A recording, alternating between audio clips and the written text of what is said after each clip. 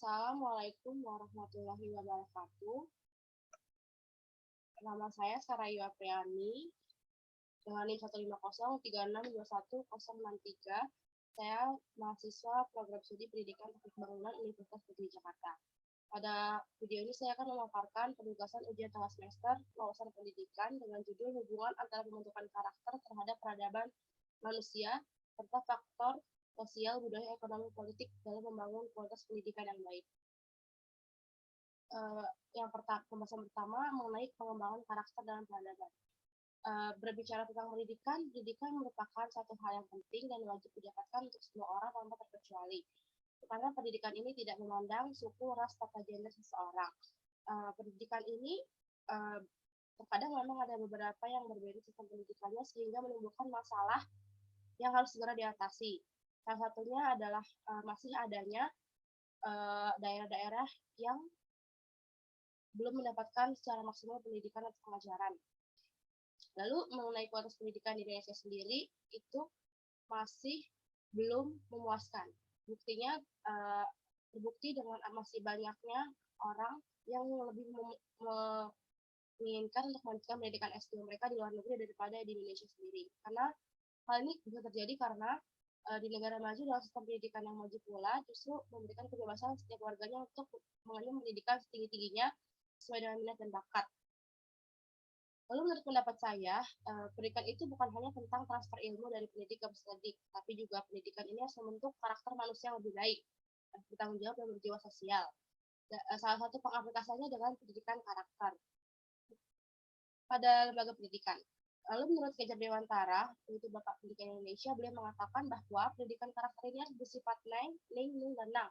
Yang artinya bahwa pendidikan karakter ini harus bertindak religius dan membawa suasana menyenangkan, keheningan, renungan, serta ketenangan.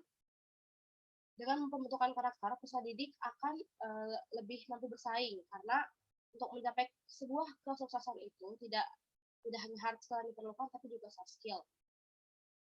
Saya untuk membentuk otak seseorang, pendidikan karakter juga diharapkan mampu menciptakan manusia Indonesia yang cerdas, bermoral, rasional, serta inovatif.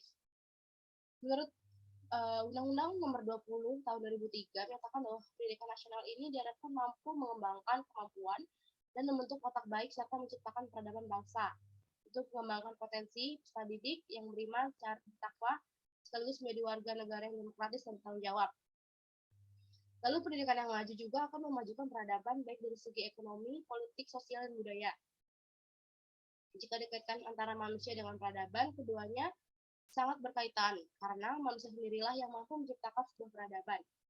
Dan peradaban juga dapat tercipta dengan adanya pendidikan. Maksudnya adalah pendidikan yang baik akan menciptakan sumber daya manusia berkualitas dan kualitas tersebut membuat manusia bisa menciptakan inovasi untuk mengembangkan ilmu pengetahuan dan teknologi. Selain itu, untuk menunjang pendidikan yang baik diperlukan suatu sistem pendidikan yang relevan dengan pendidikan di Indonesia. Ada pula nilai yang harus dibangun atau nilai yang harus ada untuk membangun sebuah peradaban. Pertama, nilai kebudayaan. Nilai kebudayaan ini terdiri dari norma yang ada di masyarakat, seperti norma kesusilaan, etika, dan estetika. Serta norma Islami, yang dimaksud Islami ini adalah nilai akhlak, yang mana nilai ini selaras dengan pemikiran Syafi'i yang menyatakan bahwa pendidikan yang diwujudkan pendidikan aktif dan kreatif juga memiliki akhlak atau watak yang baik.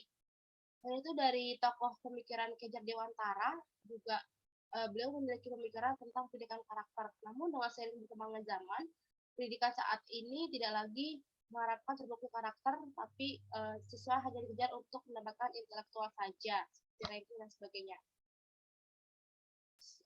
Nah, selanjutnya ada program pemerintah yang ini Merdeka Belajar, yang mana program ini diharapkan menjadi wadah untuk menciptakan sistem pembelajaran yang menyenangkan.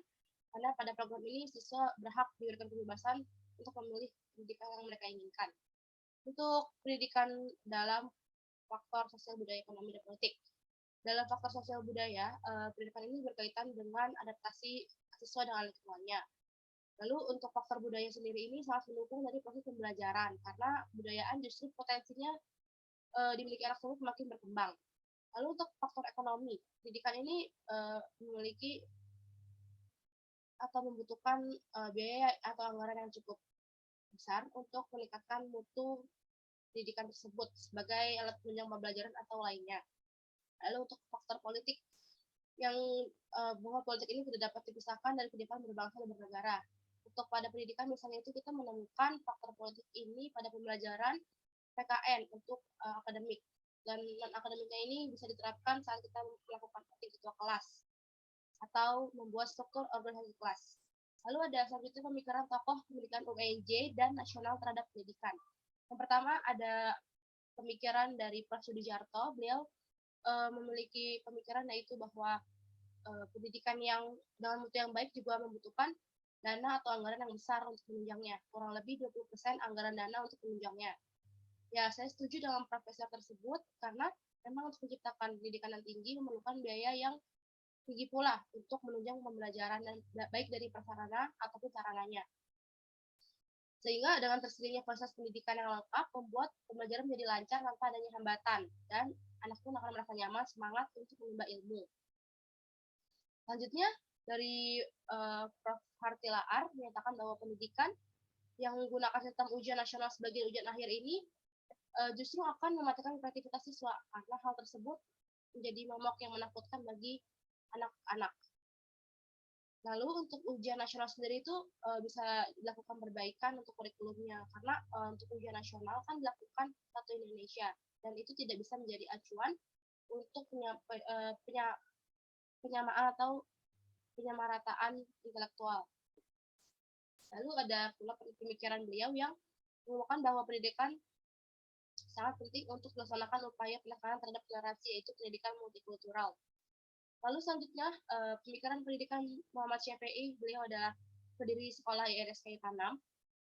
Beliau menginginkan bahwa peserta didik itu untuk di sekolahnya tidak hanya berorientasi pada intelektual, tapi juga harus kreatif dan spiritual pesertanya harus ada. Kreativitas di sini kan harus penting karena kreativitas ini berperan besar untuk membentuk tenaga kerja yang baik. Ya, nantinya bisa membuat lapangan pekerjaan baru untuk orang lain tentunya.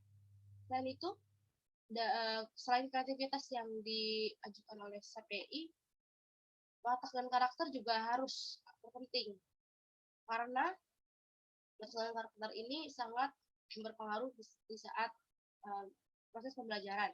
Karakter ini juga harus dibentuk sejak usia dini karena merubah karakter seseorang itu tidak mudah. Itu penanaman karakter dari orang tua dan pendidik di sekolah berupa nasihat. Selain kreativitas, CPI juga memiliki pendapat bahwa kegiatan pembelajaran guru harus memantau aktivitas siswa. Jadi guru harus memantau tidak hanya transfer ilmu saja, tapi juga harus diperhatikan dari aktivitas siswa tersebut. Nah, lalu guru juga harus bisa berkreasi, membuat materi-materi yang unik agar siswanya ini tidak merasa bosan dan tidak monoton. Cukup sekian pemaparan dari saya, kurang lebih mohon maaf. Assalamualaikum warahmatullahi wabarakatuh.